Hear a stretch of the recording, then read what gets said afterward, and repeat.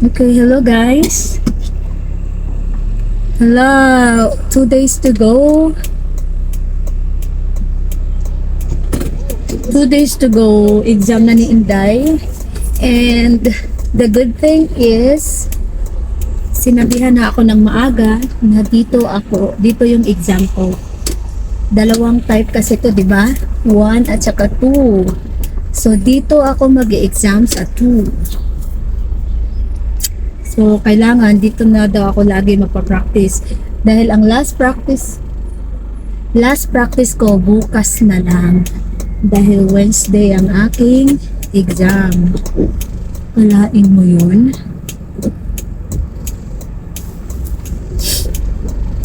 Maulan pa naman ngayon. Akalain mo yun? Malapit ng exam ko.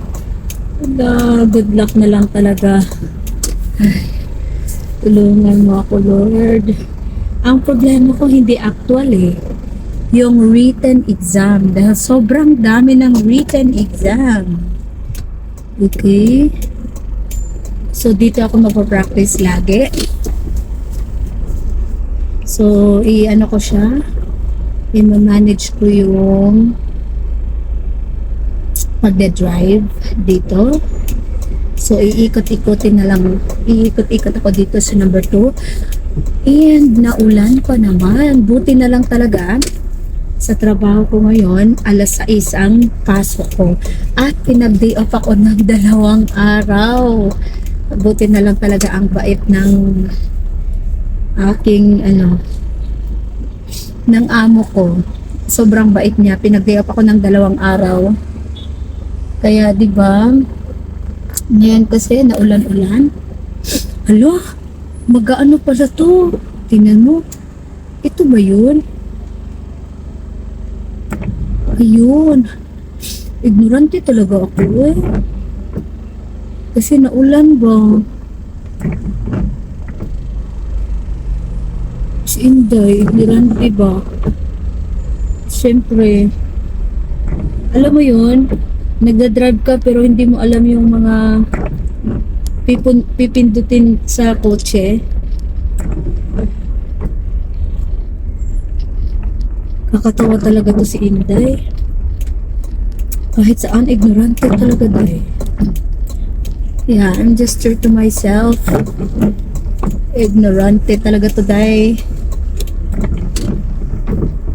Kasi hindi ko kaya magpa-pretend. Hindi ko kaya magpa-pretend kasi hindi ko naman kayang dalhin. Okay? So, ano na? Akit na tayo sa hills. So, mamaya, anuhin ko yung phone. Ipopost ko for a while kasi mahuhulog siya.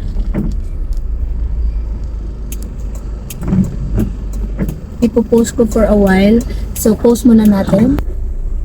Ang advantage talaga kapag dito ka nag-aral sa mga professional drivers, mga teachers talaga, ay dito mo mabubuo ang confident mo.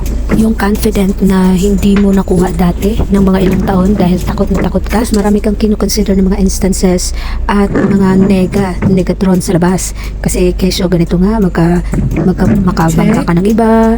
Ang daming mga iniisip na posibleng mangyari. Kaya kailangan talaga lakasan ng loob mo dahil para sa pamilya at mga anak. So, dito ako mag-exam, actual exam sa number 2.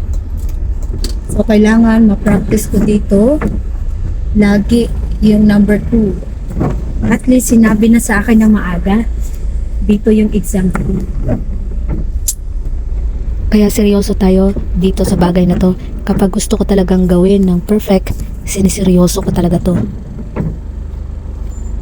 So, dito ako ngayon sa S-Park.